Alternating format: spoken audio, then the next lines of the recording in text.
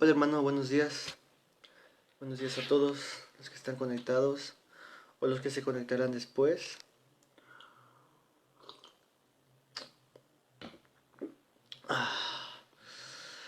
Otro lunes más, otro inicio de semana más. Le damos gracias a Dios por su misericordia, por tenernos aquí, por el tiempo de iglesia que tuvimos ayer. Y la primera conectada es la señorita de Coatepec, la señora de Coatepec, Yeye. ¿O cómo te digo? Buenos días, Yeye, Dios te bendiga. Siempre café, nunca in café. Nada más que ya está aquí goteándose.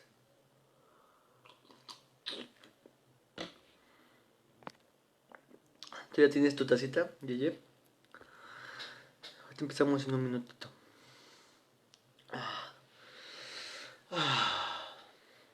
Perdón, es que en las mañanas como que me agarra una cosa del pecho que no me deja luego hablar muy bien.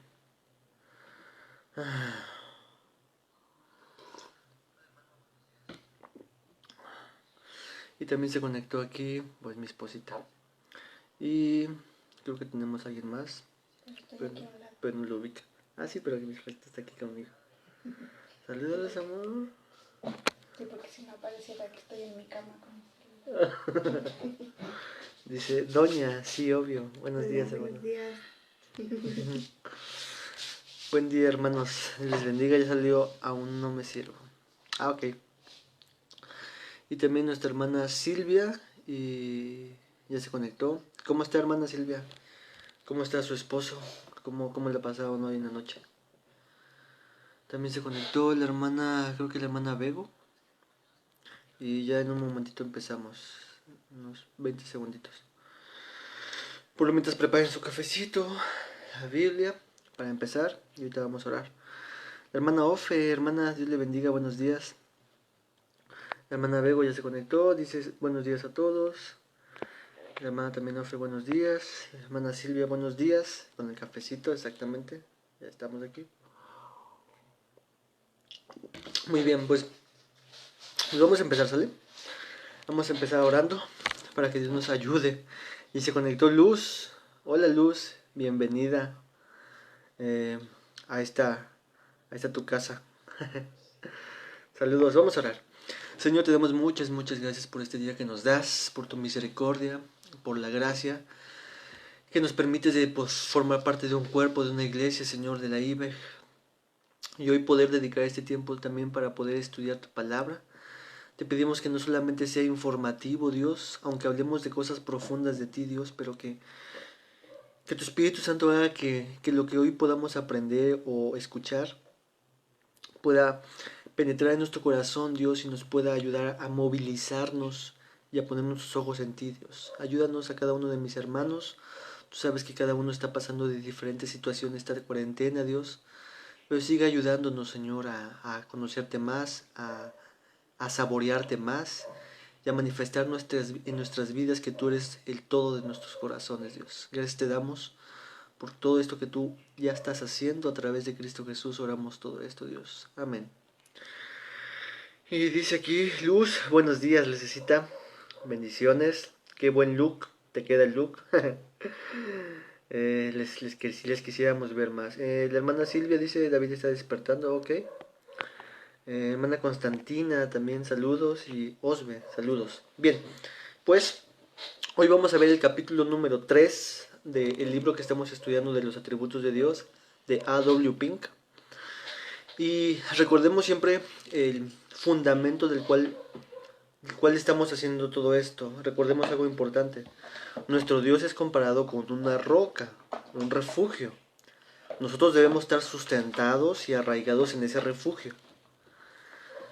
Debido a que esa roca que es Dios está compuesto de muchos atributos, Dios es sus atributos, entonces nosotros tenemos que refugiarnos, abrazar y arraigarnos en cada uno de los atributos de Dios. No solamente en un atributo que nos guste a nosotros o que sea más adecuado para nuestras vidas, sino que todos los atributos de Dios son importantes y es Dios mismo. No solamente abrazamos su amor y su bondad, sino también tenemos que encontrar gozo y un sustento en su justicia, en su misma ira. Entonces, nosotros como creyentes abrazamos todos los atributos de Dios y adoramos a un Dios con todos sus atributos, y eso es importante. Por eso es que estamos viendo que cada atributo es necesario para nuestras vidas, porque Dios es lo que tenemos en esta vida. ¿Sale? Entonces, nuestra hermana Constantina dice, buenos días, hola hermana, buenos días. Y Edna, hola Edna, bienvenida a este grupo pequeño. Qué gusto tenerte por acá. No sé por dónde estás ahorita, ¿estás en Veracruz? Pero qué bueno que estés por aquí. Y que nos acompañes y que también nos ayudes. Y recuerden que cada cosa que vayamos haciendo y hablando de la clase, ustedes pueden preguntar si hay alguna duda importante o cualquier cosa, o algún comentario que pudieran añadir a todo lo que estamos viendo, ¿sale? Entonces, pues bueno, vamos a empezar. Gloria, también buenos días. Qué bueno que estás por aquí. Dice Edna, hola hermanos. Bueno, vamos a empezar con el tema de hoy. El tema de hoy es muy importante. La semana pasada veíamos acerca de la omnisciencia de Dios, que Dios conoce todo lo que es real, todo lo que es posible, que Dios conoce todas las cosas, y esto es una de las perfecciones de Dios. Esto hace que Dios sea diferente a cualquier criatura en el universo entero. Solamente hay un Dios que conoce de esta manera, como hablábamos la semana pasada, las cosas. Solamente Dios. Dice Edna, yo de colada, no en Tehuacán. Okay. Cuando nos acercamos a meditar en los atributos de Dios, debemos estar conscientes de que nosotros tenemos un conocimiento limitado, un conocimiento finito de las cosas.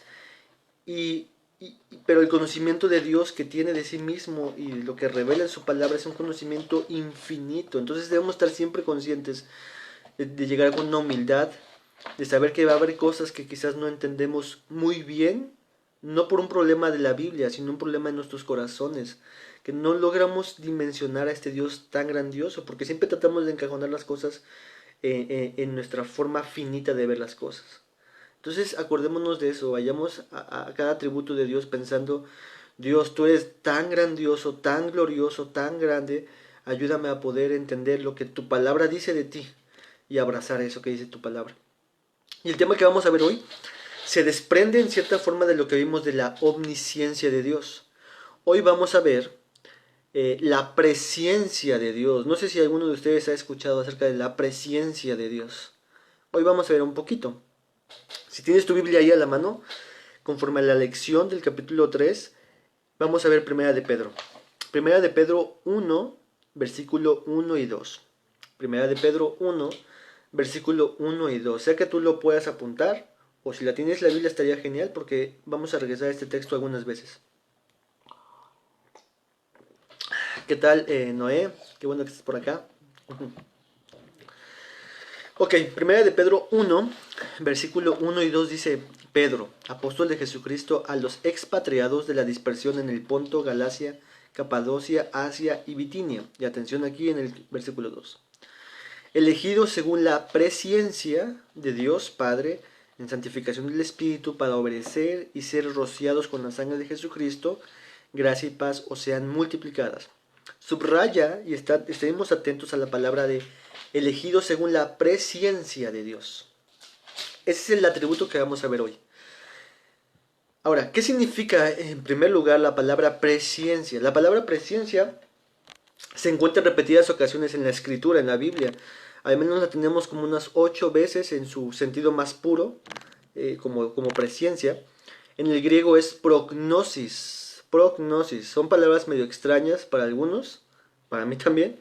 Pero es importante que vayamos adquiriendo ese conocimiento de esas palabras. Es prognosis. Entonces, ¿mande? ¿Con G? Ajá, con G. Prognosis. Como de gnosticismo, que empieza con G. Uh-huh. Está compuesta por dos palabras, pre o pro, que es antes, y ciencia o gnosis, que es conocimiento. Entonces, la presciencia, estamos hablando de un conocimiento anticipado, un conocimiento previo, un conocimiento previo de las cosas que han de suceder, un conocimiento, un conocer de antemano, un conocer con anticipación. Estamos hablando de presciencia, ¿sale? Eso significa la palabra presciencia. Y yo quiero ilustrarte más o menos esta palabra con una ilustración, aunque es un poquito como muy simple, quizás no tan elevada como lo que vamos a ver hoy, pero ve la presencia como algo similar a esto. Creo que todos los que estamos aquí hemos visto la película del Rey León, o alguna película, piensa en alguna película, pero vamos a enfocarnos a la película del Rey León. Yo creo que más de uno de los que estamos aquí ya no sabemos los diálogos. Si pusieran la película ya no sabríamos los diálogos, las canciones, no sabríamos, ahorita va a pasar esto y ahorita va a pasar lo otro. Pero, por ejemplo, mi hija Brisita, que no ha visto la película del Rey León, cuando se la ponga, porque se la debo de poner, es obligatorio. Así como mi esposa, creo que hace unos días, no hace mucho, ¿verdad? No habías visto la película. Bueno, si pueden creer eso. Entonces, para mi esposa en ese momento fue como quizás algo que nunca había visto, o no sabía la trama. Para cuando la vea Brisita no va a saber la trama. Pero yo y tú que sabemos la trama, sabemos lo que va a decir cada personaje en cada momento, ya sabemos la historia, ya vimos la película de principio a fin, ya sabemos cómo termina, ya sabemos cuáles son las motivaciones de cada uno de los personajes y cómo resulta que Simba al final se convierte ahora en el rey de aquel imperio, ¿no? La presencia es algo similar. Estamos hablando de un conocimiento previo, estamos hablando de que Dios conoce la película de la historia de la humanidad, del universo, de principio a fin. Dios conoce su desarrollo, hablábamos de la omnisciencia la semana pasada acerca de que el conocimiento de Dios es inmediato, es exhaustivo, es perfecto, es innato en Él, o sea, Dios las conoce todas en un mismo momento y Él es como si conociera toda la película de principio a fin. De eso estamos hablando en cuanto a la presencia. Dios conoce los eventos, las acciones, las cosas que realizarán cada una de sus criaturas de manera libre. Dios conoce tanto las cosas que haremos, pensaremos, sentiremos, las acciones de los hombres piadosos, sus santos, las acciones pecaminosas del diablo, de sus demonios y de sus enemigos. Dios conoce absolutamente todo, Él sabe toda la película de principio a fin. Eso estamos hablando de su previo conocimiento. Es la presciencia de Dios. Y hasta aquí, alguien de los que estamos aquí pudiera decir, bueno, ¿qué acaso esto no es igual que la omnisciencia de Dios? ¿La presciencia de Dios no es igual que la omnisciencia de Dios? Yo te diría, sí, es igual. Estamos hablando de la misma función. Pero la presciencia también tiene una aplicación importante que hoy vamos a ver. Una aplicación, un uso importante que la Biblia le da, una distinción entre la omnisciencia y la presciencia. Un autor dice lo siguiente: la presciencia es tanto un atributo como un acto divino, mientras que la omnisciencia no es un acto divino, no es algo que Dios hace en la creación, en las criaturas, sino es un conocimiento que tiene Él de sí mismo y de la creación. Pero la presciencia, aparte de ser un atributo, es un acto divino con las personas. Ahorita vamos a ver un poquito de esto. Entonces hay una distinción, hay una diferencia que hoy la vamos a ver. Dice Noé, buenos días a todos hermanos. Mariana también, buenos días Mariana. Así que vamos a ver acerca de la presciencia. Ya vimos el significado. Y en base a ese significado de la presciencia, del previo conocimiento, de cómo saber el principio y el final de la película, veamos entonces nuevamente nuestro texto en 1 de Pedro 1:2. Fíjense cómo el texto dice: elegidos según la presciencia de Dios Padre en santificación. Pregunta: ¿por qué fueron elegidos esos que Pedro menciona? ¿Por qué fueron elegidos esos que Pedro menciona? ¿Por qué? ¿Cuál fue la causa, conforme al texto, que fueron elegidos? ¿Alguien puede decir? ¿Alguien puede comentar?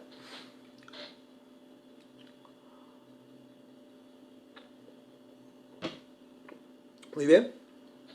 Vamos a esperar algún comentario. Y si no, avanzamos. Dice Gloria, en Deuteronomio Dios da a conocer su atributo de la presciencia cuando le dice a Moisés que Israel iba a alejarse e ir delante de... ¿Cómo? Que Israel iba a alejarse e ir delante de ídolos. Bueno, Gloria, eso que tú decías, como tal, no es la presciencia, sino yo nomás lo atribuiría a la omnisciencia. Y qué bueno que lo tocas así, porque vamos a ver esa distinción acerca de la presciencia y la omnisciencia. Cuando Dios da de antemano esa Hoy vamos a ver un poquito, ¿sale? Aguántame tantito. Porque sí tiene que ver con la presciencia, es un previo conocimiento, claro que sí, pero vamos a ver cómo la Biblia usa el término de la presciencia de Dios. Ok, Osbelia dice, respondió la pregunta, fue la primera que acaba de responder. ¿Por qué fueron elegidos esos que Pedro menciona? El texto dice por la presciencia. Recordemos qué es lo que vimos respecto a la etimología de la presciencia. Un previo conocimiento de Dios de las cosas que han de suceder. Es decir, Pedro está diciendo algo como esto. Miren, Edna dice, por ejemplo, porque Dios los conocía y los eligió. Versículo 2. Como resultado, ellos obedecieron a ese llamado. Muy bien. Edna está diciendo acerca de porque Dios los conocía. Pero está usando la palabra presciencia. Vimos la etimología y la etimología nos decía que Dios sabía las cosas que han de acontecer. ¿Sale? Quedémonos con esa idea. Dice Luz, porque Dios le dio a conocer. Ok, perfectamente. ¿Por qué Dios le dio a conocer? Pero, bueno, no sé a qué... No entiendo tu pregunta, Luz, pero ahorita vemos. Ok, ¿por qué fueron elegidos esos que Pedro menciona? El texto dice, según la presciencia de Dios. O sea que Pedro está diciendo algo como esto. Y es una pregunta. Debido a que Dios sabía sus decisiones, las decisiones de esas personas, Dios sabía sus decisiones y sus vidas, entonces les escogió. Es como si dijéramos esto. Dios sabía que en el día tal, en la hora tal, Pablo iba rumbo con esas cartas para matar a cristianos. Dios sabía ese momento en el que Pablo iba a responder adecuadamente en arrepentimiento y fe y se iba a someter al Señor. Y por lo tanto, Dios, sabiendo que eso iba a suceder, entonces decide escoger a Pablo. Es decir, lo voy a elegir. Sé que va a creer en mí, sé que se va a arrepentir, entonces yo lo voy a escoger. Eso es lo que parece decir este texto que estamos viendo. Es decir, la presciencia, ese previo conocimiento del futuro que Dios tiene de las personas, de los eventos, es lo que habilita a Dios escoger a las personas para salvación. ¿Esto es correcto, hermanos? ¿Qué opinan? ¿Qué opinan? Pero es lo que el texto dice, ¿no? Elegido según la presciencia de Dios. Aquí mi esposa dice que no. ¿Ustedes qué opinan? Antes de preguntar, creo que Osle había dicho que no. La pregunta era, ¿es Dios quien da a conocer? ¿Es Dios quien da a conocer? Todavía no entiendo la pregunta. Si quieres, mándame ahí por mensajito de WhatsApp. Ok, entonces, ¿qué piensan de esto, hermanos? Es como si Dios dijera, te voy a escoger porque sé que tú vas a creer en mí y te vas a arrepentir. Osbelia ya dijo que no, mi esposa dijo que no, pero eso es lo que significa la palabra. Y la presciencia es lo que estamos viendo. Hermanos, ciertamente esto tiene algunas complicaciones del texto y de la misma palabra. Y esto ha sido debate teológico por algunas personas, algunas escuelas de interpretación. Dice la hermana Silvia, no, más bien por el conocimiento de su plan. Ok, vamos a verlo poco a poco. Dice Edna, no, el versículo 3 dice, es por su gran misericordia que hemos nacido de nuevo. Realmente es por su gracia, porque así le plació. Ok, exactamente, ustedes lo que dicen es correcto. Si se dan cuenta, si solamente leemos el versículo 2, pareciera poner la presciencia, su previo conocimiento, a la elección, así como la definimos. Pero vamos a ver un poquito a qué significa eso. Ha habido algunos debates respecto a la presciencia de Dios, para los que sepan o no sepan. Y los principales debates, como por ejemplo, ha sido entre el arminianismo y el calvinismo. Palabras que quizás ustedes ya conocen, o escuelas de pensamiento que ustedes ya conocen. Por ejemplo, el arminianismo, en alguna forma, en algún sentido, en su forma clásica, lo que dice el arminianismo y afirma es que Dios escogió a las personas debido a que Él sabía que creerían. Él sabía la película y entonces Dios como que viajó en el futuro de esa persona y dijo, tal persona, Pablo, Pedro, van a creer en mí y entonces yo los voy a elegir. Y esto pone a las acciones de los hombres, según la posición arminiana, pone las acciones de los hombres a su buena disposición, a su buena actitud al evangelio, pone a esas acciones antes de la elección divina. Debido a que ellos tienen una reacción adecuada, Dios los puede elegir como parte de salvos. Entonces el hombre es la causa de la elección, según la visión arminiana.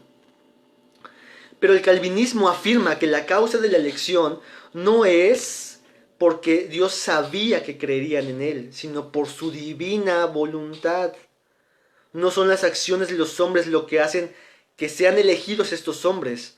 Más bien son elegidos por Dios, y por eso llegan a creer y arrepentirse. ¿Ven cómo está invertido el orden? Mientras que en el calvinismo Dios es la causa de la elección, o sea, Dios es quien causa la elección. En el arminianismo, el hombre es quien causa la elección de Dios. Y conforme lo que hemos visto, hermanos, esa postura, esa visión arminiana, rompe completamente y distorsiona completamente la omnisciencia de Dios.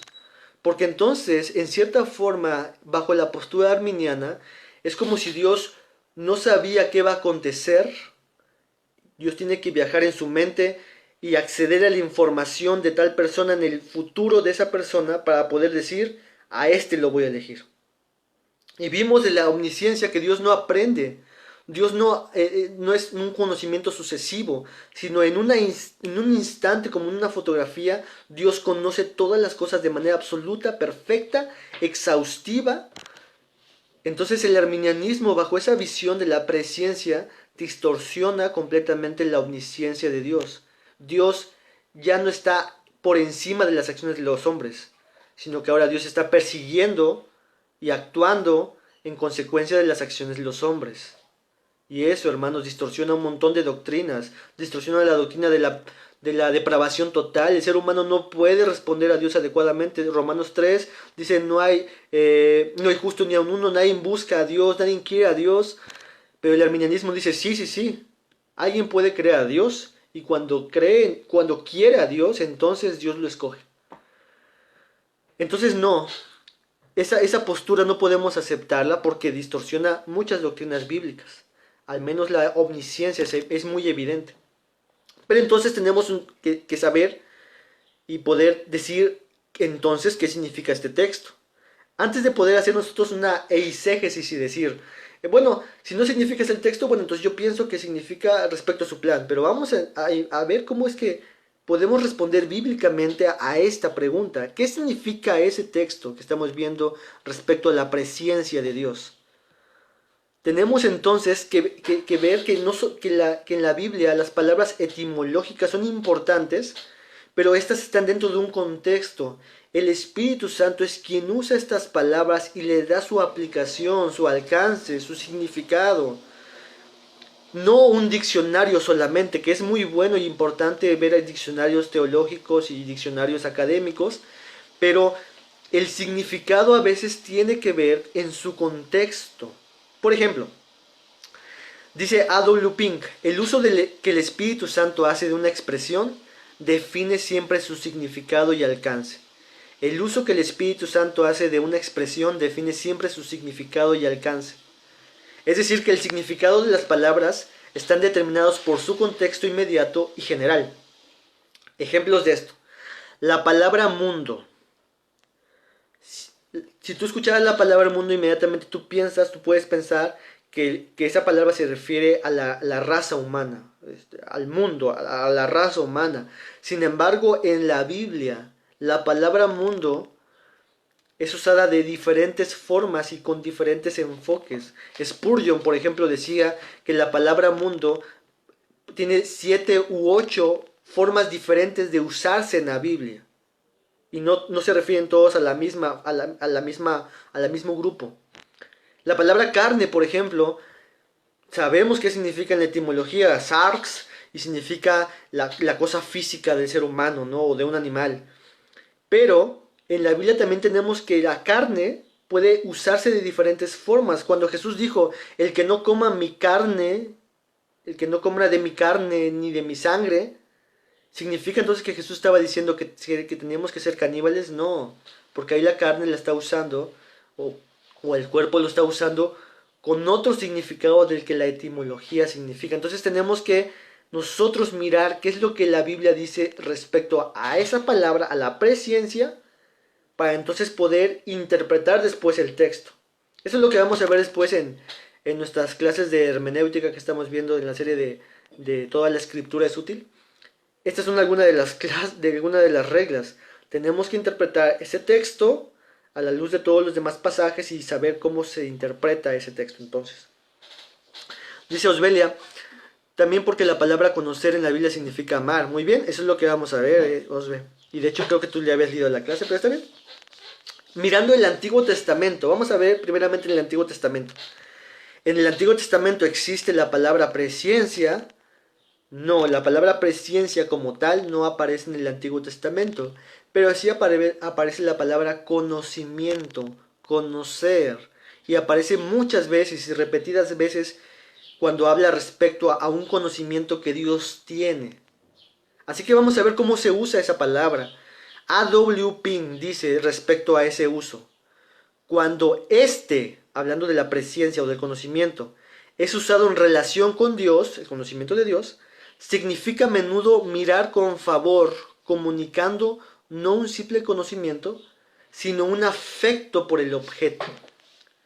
Cuando la palabra conocimiento en la Biblia, en el Antiguo Testamento, se relaciona hacia Dios, un conocimiento que Dios tiene, cuando se dice algo así en la Biblia, y se refiere a una persona, se está refiriendo entonces a no solamente un conocimiento que tiene de esa persona, sino un afecto que tiene sobre esa persona. Y vamos a verlo. Algunos pasajes. Éxodo 33, 17. Éxodo 33, 17. Dice lo siguiente: y Jehová dijo a Moisés: también haré esto que has dicho, por cuanto has hallado gracia en mis ojos, y te he conocido por tu nombre. ¿Significa que antes Dios no lo había conocido a Moisés?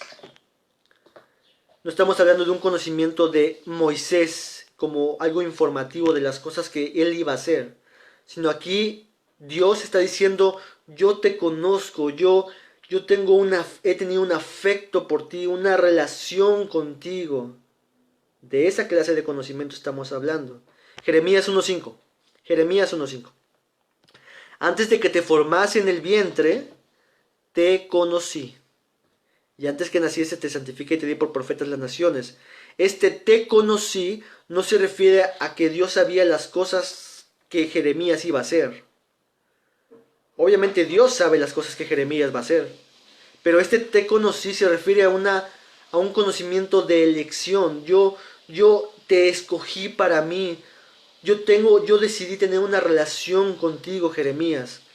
Una relación de afecto. Amós 3.2. A vosotros solamente he conocido de todas las familias de la tierra. Está hablando del pueblo de Israel. Por tanto os castigaré por todas vuestras maldades. Miren cómo este texto es muy muy importante. A vosotros solamente he conocido de todas las familias de la tierra. Significa entonces que Dios no conoce a los aztecas, a los egipcios, a todas estas otras naciones. Significa que Dios no sabe de ellos y solamente está diciendo: no, bueno, a los demás no conozco, no sé qué va a pasar con ellos, pero a ustedes sí los conozco. No quiere significar, o no significa eso esta palabra de he conocido. Más bien es como si Dios estuviera diciendo: yo conozco a todas las familias del mundo, sé lo que están haciendo actualmente, pero a ustedes los he conocido de manera profunda, íntima. He decidido tener una relación con ustedes diferente que las demás naciones de la tierra. ¿Ven cómo hay una diferencia en ese conocimiento en el Antiguo Testamento? Así que en estos pasajes, ese conocimiento de Dios no trata de los eventos, sino de un conocimiento afectuoso, íntimo, un amor de Dios por esa persona, un amor electivo y muchas veces un amor salvífico por las personas. Ese te conocí implica en el Antiguo Testamento un yo sé quién eres, yo he querido tener, yo he deseado y deseo desde siempre tener una relación contigo, te he elegido para que tú seas mío. Y esa es la misma idea en cierta forma, humanamente, que presenta Génesis 4 cuando dice que Adán conoció a Eva. No significa que en ese momento, después de la caída, cayó en cuenta Adán y dijo, wow, tú eres Eva. No, no significa eso. Si vemos el contexto, esa palabra conoció tiene que ser interpretada como Adán tuvo relaciones sexuales o intimidad con Eva. Está hablando de un conocimiento más profundo de ella, una relación más estrecha con ella. Obviamente eso se refiere solamente a lo sexual.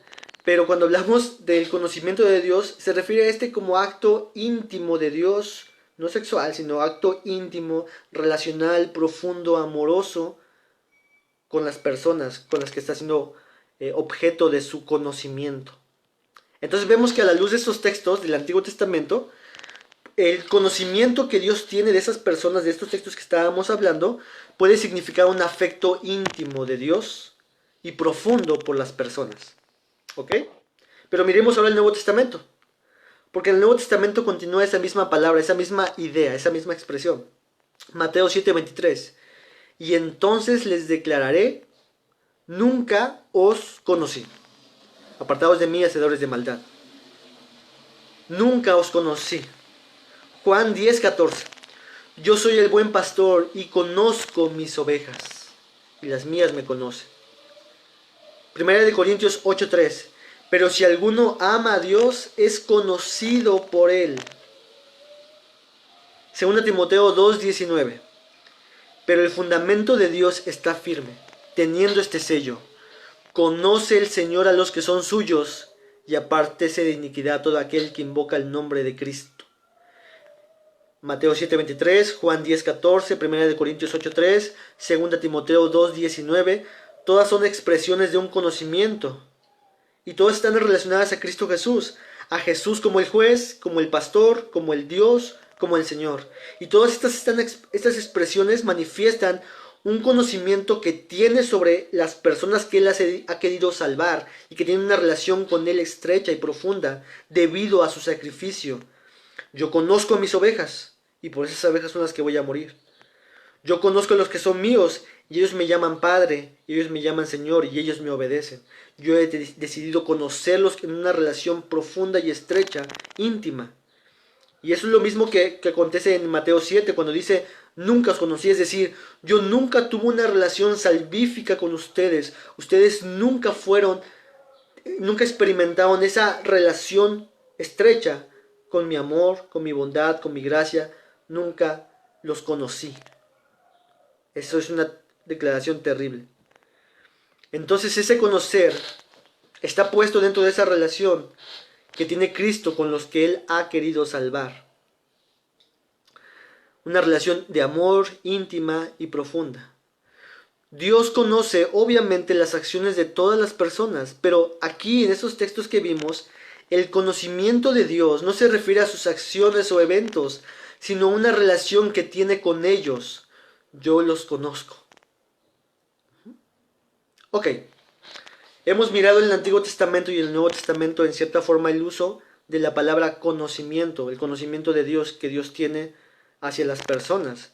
Y hemos visto entonces, a la luz de todo esto, que se refiere a un conocimiento estrecho, íntimo con las personas, un conocimiento relacional de amor, de afecto por esas personas. No solamente algo informativo, sino que Dios ha decidido desbordar su corazón sobre estas personas. Y por eso es que dice, yo los conozco.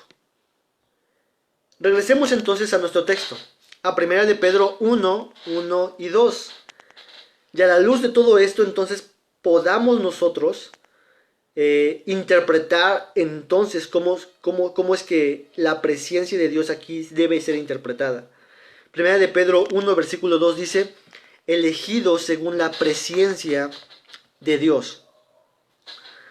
A la luz de lo que vimos podemos interpretarlo de una manera adecuada que no distorsione la omnisciencia de Dios. Podríamos entonces traducirlo así: elegidos según su afecto amoroso por ustedes desde la eternidad. O elegidos debido a que Dios quiso tener una relación de amor con ustedes. Entonces sí, tiene mucho sentido la elección. porque la elección no es algo que es como consecuencia de las decisiones de los hombres, sino la elección es consecuencia de la relación íntima que Dios ha querido establecer con las personas desde antes de la eternidad. Desde la eternidad pasada, perdón. ¿Te acuerdas del texto de Efesios 1? Cuando dice, bendito sea el Dios y Padre de nuestro Señor Jesucristo, que nos bendijo con toda bendición espiritual en los lugares celestiales en Cristo, según nos escogió en Él antes de la fundación del mundo, para que fuésemos santos y sin mancha delante de Él, en amor, habiéndonos predestinado para ser adoptados hijos suyos, por medio de Jesucristo según el puro afecto de su voluntad. Esto que está diciendo Pablo acerca de que Dios nos escogió desde antes de la fundación del mundo y todo lo hizo en amor nos predestinó, en amor nos escogió para que seamos adoptados hijos suyos por el puro afecto de su voluntad, es lo mismo que está diciendo Pedro en estos versículos y lo que decía Edna más adelante, que es por su gran misericordia. Esto fue lo mismo que dijo Pedro.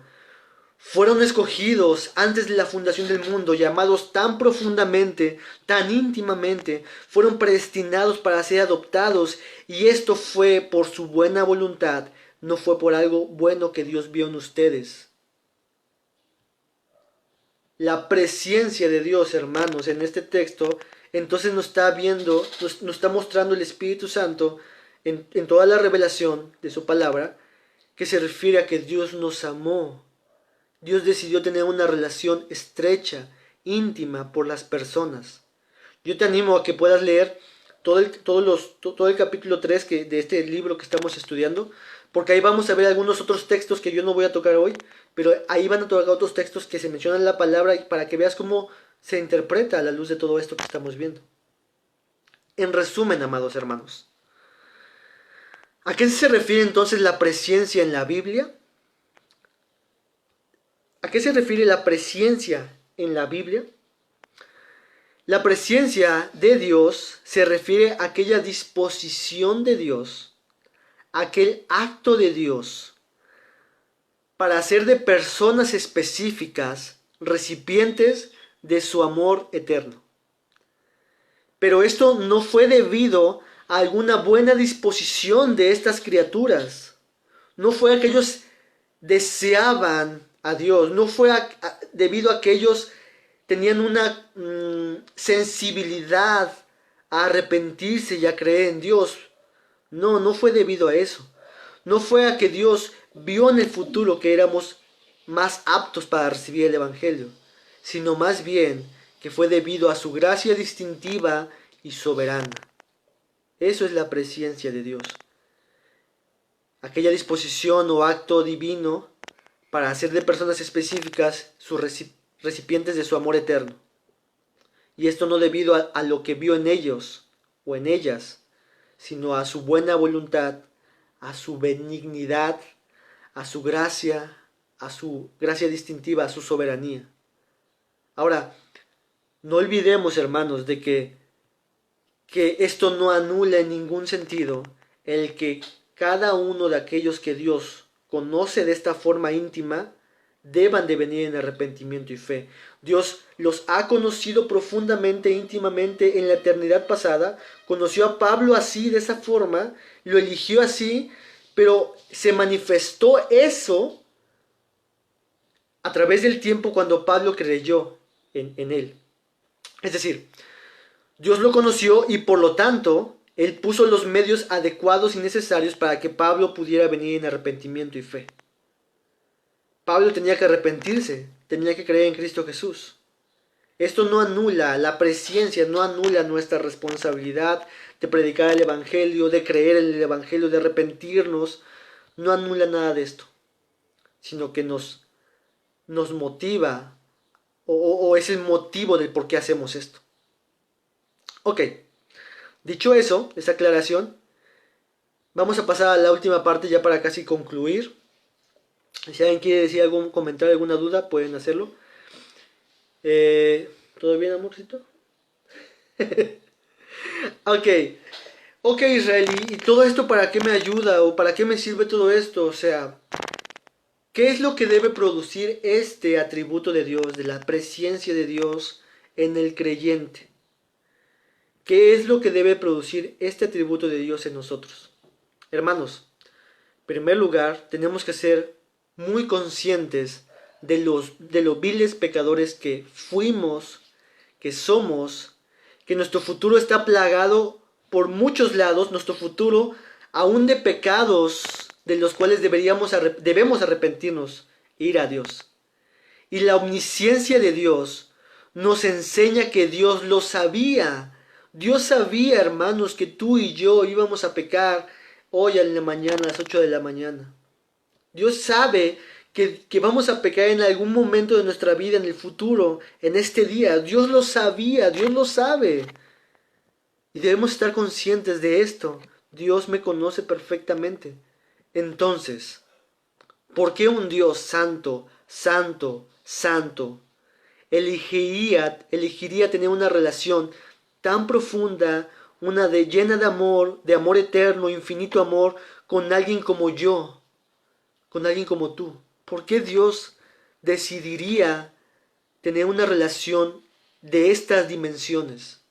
Una relación estrecha, profunda, de amor profundo, infinito, desde antes de la creación del mundo. ¿Por qué Dios decidiría hacer eso? Una persona como yo, envidiosa, orgullosa, altiva, cobarde, idólatra, un mal padre, una mala madre, un mal hijo, necios, rebeldes. ¿Por qué Dios decidiría tener una relación con nosotros, siendo tan personas tan malas y que le fallamos constantemente? Y la presencia de Dios nos enseña que eso fue lo que Dios hizo. Dios decidió tener una relación profunda y estrecha de amor, amor eterno, desde antes que tú y yo existiéramos con nosotros. Dios nos amó, no por algo bueno que vio en nosotros, sino nos amó por su buena voluntad, por su infinita misericordia, por su gracia desbordante y asombrosa, y no por algo que vio en nosotros, algo bueno que haya visto en nosotros. Les recuerdo lo que Romanos 8:29 al 30 dice. Romanos 8:29-30 dice: porque a los que antes conoció, y ahí tenemos nuestra palabra presciencia, progniso, porque a los que antes conoció también los predestinó para que fuesen hechos conforme a la imagen de su Hijo, para que Él sea el primogénito entre muchos. Y aquí atención: y a los que predestinó, a estos también llamó, y a los que llamó, a estos también justificó, y a los que justificó, a estos también glorificó. Esto para muchos teólogos es llamado la cadena de oro de la salvación. Mira los eslabones que Pablo menciona en el versículo 30. Y el primero de ellos que menciona en el versículo 29 es la presciencia. Los que fueron conocidos de antemano, presciencia, son elegidos, predestinados, llamados, justificados, santificados y glorificados. Y cada eslabón de esa cadena de oro, cada aspecto de esta cadena de oro, es un aspecto y es dado por gracia. No lo conseguiste tú, no fue algo bueno en nosotros, no fue acciones meritorias de nosotros para que Dios nos escogiera, nos predestinara, sino que fue un acto de gracia de Dios, que Él quiso preconocernos, elegirnos, predestinarnos, llamarnos, justificarnos, santificarnos y glorificarnos. Hermanos, entonces, la presencia de Dios es la que permite todas estas demás cosas que vemos en Romanos 8:30. Por lo tanto, estemos alegres, hermanos. Estemos alegres y llenos de gozo. Pues si somos salvos, fue porque Él nos conoció tan tiernamente y amorosamente. La conoció a usted, hermana Ofe, la conoció a ti, Luz, a Noé, aún sabiendo lo que son, los conoció. Y ese conocimiento de Dios íntimo, relacional, no fue hoy, sino fue en la eternidad pasada, aún Dios sabiendo lo que tú y yo haríamos. Desde la eternidad Así que podemos estar alegres y llenos de gozo. Estas son buenas noticias, que Dios nos amó de esta manera. Hermanos, también esta doctrina y este atributo de Dios podemos abrazarlo no solamente para llenarnos de gozo y alegría de saber cómo Dios nos amó, cómo Dios nos preconoció, sino también esta doctrina y este atributo nos ayuda a ser humildes y que le podamos dar a Dios toda la gloria, porque Él lo hizo todo. Él lo hizo. Él nos conoció de antemano, Él nos escogió, Él nos amó, Él nos predestinó, Él nos llamó, Él nos justificó, Él nos santificó, Él nos glorificará. Por eso, debido a esto, es que Pablo dice después en Romanos 8:31, que es el versículo que continúa después de esta cadena de oro, diciendo, ¿qué pues diremos a esto? ¿Qué pues diremos? Es como si dijera Pablo, esto es lo que ha sucedido y lo que Dios ha hecho. ¿Qué pues diremos? Si Dios es por nosotros, ¿quién contra nosotros? Si tú eres hijo, hija de Dios, es porque Él te conoció de antemano. Un conocimiento profundo, íntimo, relacional. Eres amado, eres amada por Dios desde la eternidad pasada. Hoy eres amado por Dios.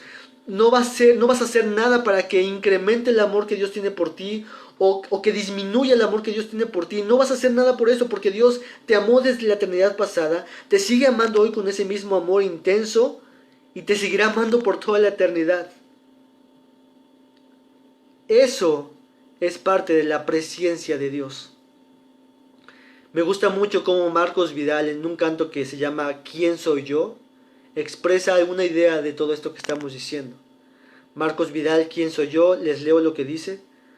Todavía no lo sé. No me has dicho aún. ¿Qué fue lo que viste en mí para quererme?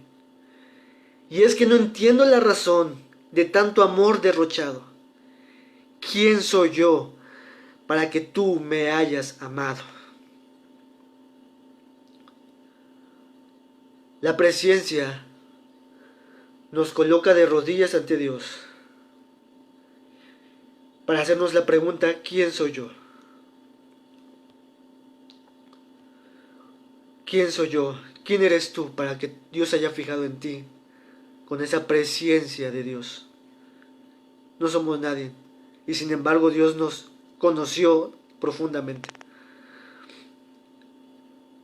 Esta es la presencia de Dios, hermanos, y espero que sea de recordatorio para nosotros, de edificación para nosotros, de su conocimiento que tenía de nosotros, tan profundo, relacional, amoroso, tierno y bondadoso hacia personas que merecían el infierno por sus pecados. Y hasta aquí concluimos el estudio del día de hoy, este devocional. Voy a leer algunas cosas que comentamos más arriba. Dice Mariana, yo estoy asombrada por lo que debe ser una cosmovisión de estar plenamente agradecida. Y algo está sucediendo con mi entendimiento porque es algo mucho más grande de lo que he estado digiriendo. Así es, dice mi hermana Ofelia, la presencia de Dios debe provocar en nosotros confianza y agradecimiento. Amén, hermana. Dice Luz, me cuatrapié pero notaré mis dudas. Ok, sí, Luz, cualquier cosa pues ahí estamos. Dice Luz, amén. Y hermana Silvia dice, amén. Muy bien. ¿Algún comentario que quieran decir? ¿Alguna pregunta? Le pueden escribir. Les animo a que puedan leer de tarea. Tenemos 2 tareas siempre. Es primero leer el capítulo 3 de este libro de los atributos de Dios de W. Pink. En este capítulo de la presencia, porque ahí abordan otros textos importantes que A. W. Pink los interpreta a la luz de todo lo que acabamos de ver. Y la segunda tarea, como lo que hemos estado viendo, aunque es un poquito más difícil quizás hacerla la segunda tarea, les animo a que lo hagan, y es meditar en este atributo de la presencia de Dios y en cierta forma ver en nuestras lecturas de toda la semana, en cualquier punto del día, de la hora que tú lo leas, mirar cómo este atributo de la presencia de Dios nos recuerda este pasaje que estamos viendo, que estamos leyendo. Y compártelo entonces en Facebook, en nuestro grupo pequeño, para que sea de edificación, no solamente para ti, de ver cómo esta presencia de Dios brota de ese texto que tú estás leyendo y que nos los puedas compartir para que también sea de edificación para nosotros, como algunos lo están haciendo en las tareas que le hemos dejado, ¿sale? Entonces, pues sería todo para este momento.